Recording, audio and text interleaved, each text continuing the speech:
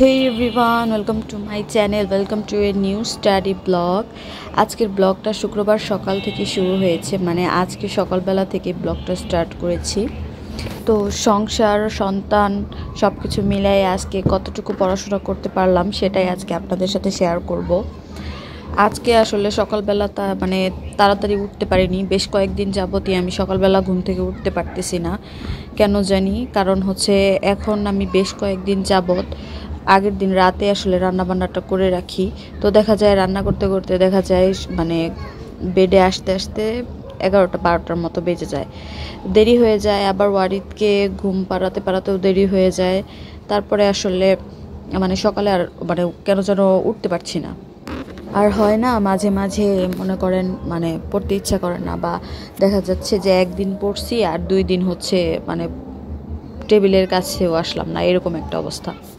তো যাই হোক, সকালবেলা আমি এখানে পড়তেছিলাম হচ্ছে পারিভাষিক শব্দ। তো মনে হলো হচ্ছে বাংলা থেকেই শুরু করি, যেহেতু হচ্ছে মানে দেরি করে ঘুম থেকে উঠছি। আর ম্যাথ করলে দেখা যাবে যে অনেকক্ষণ ধরে ম্যাথ নিয়ে বসে আছি, ম্যাথও বেশি একটা করা হচ্ছে না, কারণ আমি যেহেতু এখন নতুন অধ্যায় শুরু করেছি। সো মানে কিছু কিছু বিষয় বোঝারও আছে। তো যার কারণে মানে মনে হবে যে কতটুকু পড়লাম। তো যার কারণে মনে হলো যে বাংলাটাই পড়ি, যদিও বাংলাটা অনেক কঠিন, বাট চেষ্টা করতেছি সবগুলো সাবজেক্ট রেগুলার পড়ার। কারণ আসলে দেখা যায় কি যে ধরেন আপনি হচ্ছে বাংলা, ইংরেজি, তারপরে সাধারণ জ্ঞান, বিশেষ করে সাধারণ জ্ঞান আর বাংলাটা হচ্ছে মুখস্থ পাঠই তো বেশি থাকে। সো এখানে যদি আপনি ভালো না করেন, আবার দেখা যাবে যদি আপনি হচ্ছে গণিতে হচ্ছে একটু দুর্বল থাকেন, আবার ইংলিশেও দেখা যাচ্ছে একটু দুর্বল, তো সব কিছু মিলাই কিন্তু আসলে ভালো রেজাল্ট করা কিন্তু যাবে না। তো এখানে সব থেকে সহজ ভালো হয় যদি আপনি ম্যাথটা অনেক ভালোভাবে পারেন, কারণ দেখা যায় ম্যাথ হচ্ছে হলেই বোঝাই যায় যে ম্যাথটা আমি পারছি, ঠিক আছে। আর ম্যাথে যদি হয়ে যায় তাহলে অন্য দিক থেকে দেখা যায় অন্যান্য স্টুডেন্টদের সাথে কম্পেয়ার করলে দেখা যায় ম্যাথে যদি যে স্টুডেন্ট আগায় থাকে তার অন্যান্য সাবজেক্ট নিয়ে অতটা প্যারা হয় না আসলে। রিটেন এক্সামে দেখা যায় যে ম্যাথে আপনি অনেক ভালো মার্কস পেলেন, তো দেখা যায় যদি 30-এ আপনি 25 অথবা 30ই পেলেন, আর অন্যান্য সাবজেক্টগুলোতেও মোটামুটি মার্কস আসলো, যেখানে দেখা যাবে অন্যদের হচ্ছে ম্যাথে নাম্বার কাটা যাবে। তো সেক্ষেত্রে যদি আপনি ম্যাথে ভালো একটা প্রিপারেশন নেন বা ভালো যদি একটা পরীক্ষা দেন, তাহলে তো আপনাকে বিট করাটা আসলে এখানে আপনি এগিয়ে যাবেন। তো আমি এখন যেটা আর কি শুরু করেছি আপনাদের সাথে শেয়ার করেছিলাম বিগত ব্লগে যে আমি হচ্ছে এখন এমসিকিউটা বেশি পড়ার চেষ্টা করি। কারণ হচ্ছে কি বলে, যতটুকু থিওরি থাকে অতটুকু না পড়ে আমার মনে হয় যে গোছানো একটা প্যাকেজ তো থাকে এমসিকিউয়ে। আর অগ্রদূত, তারপরে অন্যান্য সাবজেক্টের যেসব বইগুলো রয়েছে সেগুলোতে কিন্তু বিগত সালের প্রশ্ন কিন্তু সুন্দর মতো দেওয়াই থাকে। দেখা যায় একটা প্রশ্ন 3-4 বার করে আসছে। তো এখানে আমার কাছে মনে হয় যে এমসিকিউ তো একটা গোছানো প্যাকেজ। সো এটাই আমি মানে কষ্ট করে শুধু শুধু থিওরি দাগিয়ে দাগিয়ে পড়ার থেকে এমসিকিউটা ভালো করে পড়ে ফেলি। দেখা যাবে যে মানে পিরুমোল্লা স্যারের কথাটাই বারবার আসে, ওনার এই ট্রিক্সটা আসলে আমার কাছে খুবই ভালো লাগছে। কিন্তু আসলে পড়তে বসতে আসলে দেখা যায়,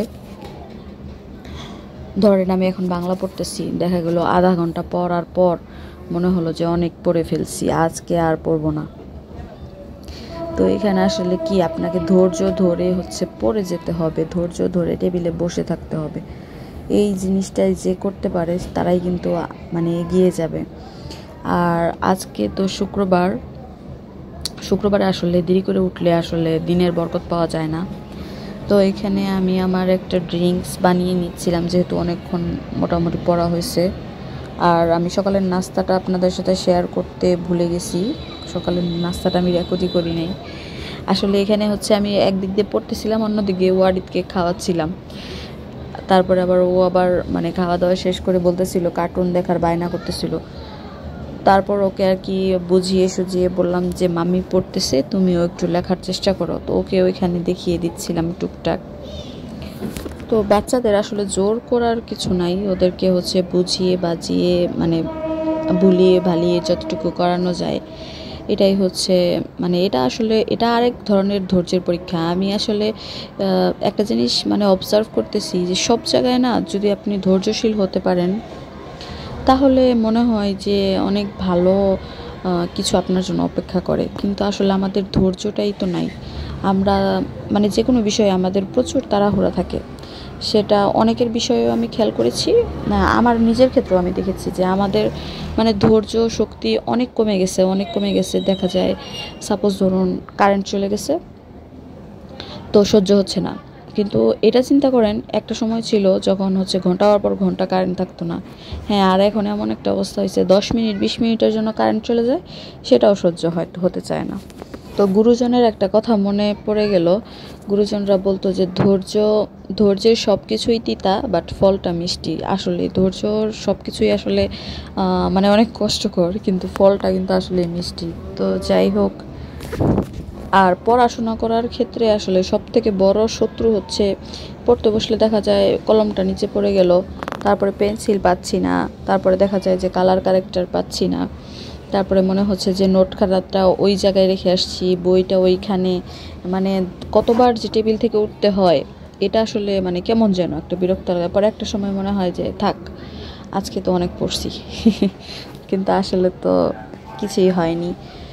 তো আজকে দেরি করে ওঠার ফলেও কোনো একটা প্রবলেম প্যারা খেতে হয় নাই, কারণ হচ্ছে ওই যে বললাম বেশ কয়েকদিন যাবত হচ্ছে রাতে রান্নাটা করে রাখি। কারণ রাতের বেলায় আসলে গ্যাসটা থাকে, দিনের বেলায় মানে যে যখন ছুটির দিন থাকে, সাপ্তাহিক ছুটি বা এমনিতে সরকারি ছুটির দিন থাকে, কোনো কোনো সময় গ্যাস পাওয়া যায়, আবার কোনো কোনো সময় পাওয়া যায় না, একটা অনিশ্চিত। আবার হচ্ছে রাতের বেলা 9টার পর থেকে মোটামুটি গ্যাস থাকে। তো আমি আসলে 9:30টার দিকে রান্না করতে চাই, একদম 2 চুলাতে বসাই দিতে পারলে হচ্ছে একদম মানে কতক্ষণ লাগে, 40 মিনিট বা 1 ঘন্টার মধ্যে হয়ে যায়। তো এরপর হচ্ছে এখন আসলে পড়াশোনা মানে সকালের মতো ডান। তো এখন গোসল করব, দুপুরবেলা অলমোস্ট হয়ে গেছে। তো আমার আমি হেল্পিং হ্যান্ডকে দিয়েই সব ধরনের কুটা বাছাটা করিয়ে রাখি। আর আমার কাছে এই পেঁয়াজ কাটাটা দেখলে মনে হয় যে মানে লাইফ সেভার একটা জিনিস। আমার কাছে পেঁয়াজ কাটতে খুবই মানে যে কোনো কাটাকাটি করতে আমার কাছে খুবই কষ্ট লাগে। তার থেকে ভালো আমি 2 ঘন্টা দাঁড়ায় রান্না করবো, এতে কোনো সমস্যা নাই। কিন্তু কাটাকুটি আমার দেখলেই মাথা নষ্ট হয়ে যায় যে কাটাকুটি করতে হবে। তো আজকে হচ্ছে একদমই সিম্পল রান্নাবান্না ছিল, যদিও আজকে শুক্রবার।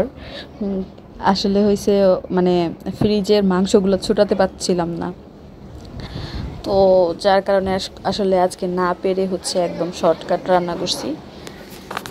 তো আমার হেল্পিং হ্যান্ড আজকে আবার অনেকগুলা কাপড় ধুইছে, তো যার কারণে মানে অনেকগুলা, কারণ বিগত বেশ কয়েকদিন যাবত হচ্ছে বৃষ্টি ছিল আপনার সব জায়গাতে। তো বৃষ্টি থাকার ফলে দেখা যায় যে অনেক কাপড় জমে গেছে, আর বৃষ্টির মধ্যে কাপড় ধুলেও হয় কি কাপড় দিয়ে পরে মানে গন্ধ লাগে এরকম।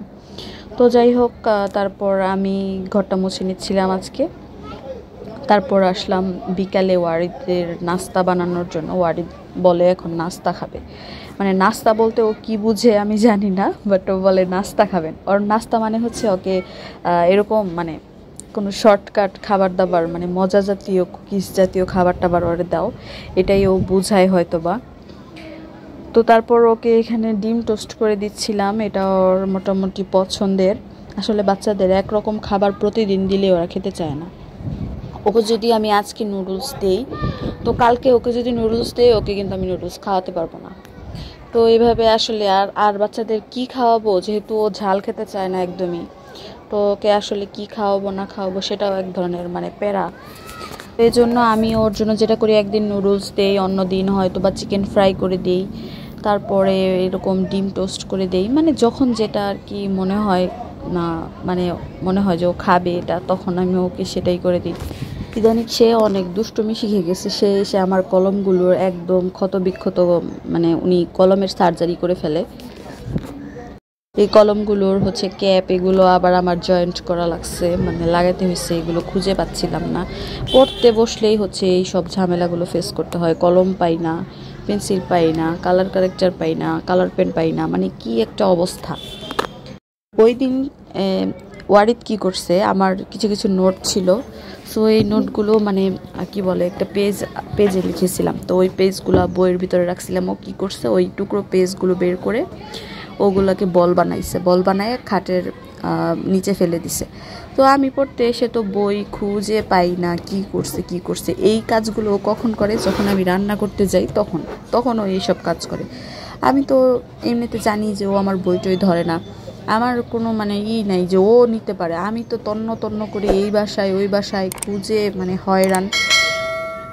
তারপর আমি মানে 1 সপ্তাহ পর পর আমি ডিপ ক্লিন করি ঘরের যতটুকু পারি, কারণ যেহেতু হচ্ছে আমার ডাস্ট অ্যালার্জি, তো আমার আসলে এগুলো আসলে খুবই কষ্ট দেয়। তারপর আমি যখন মানে খাটের নিচটা ক্লিন করতে গেছি, পরে ভাবলাম যে এটা কি বলের মতো আমার লেখা মনে হচ্ছে, মানে কৌতূহল বসে মানে জিনিসটা খোলার চেষ্টা করছি। এখন খুলে দেখি সেই আমার হচ্ছে নোট। মানে এই সময় আসলে কি বলা উচিত, কীরকম রিয়াকশন দেওয়া উচিত। তো যাই হোক, আমি শুধু আলহামদুলিল্লাহ বললাম যে যাক, আমি অনেক কষ্ট করে নোটগুলো কালেক্ট করছিলাম, তো এটা আমি পাইছি, এটাই হচ্ছে আলহামদুলিল্লাহ। তো এখন হচ্ছে 7টা বাজে, হচ্ছে ওয়ারিদ একটু বাহিরে গেছে, বাহিরে যাওয়ার খুবই বায়না করতেছিল সে, তো বাহিরে নিয়ে গেছে। তো এর ফাঁকে আমার মনে হলো যে এখন যতটুকু সময় পাইছি একটু টেবিলে বসি।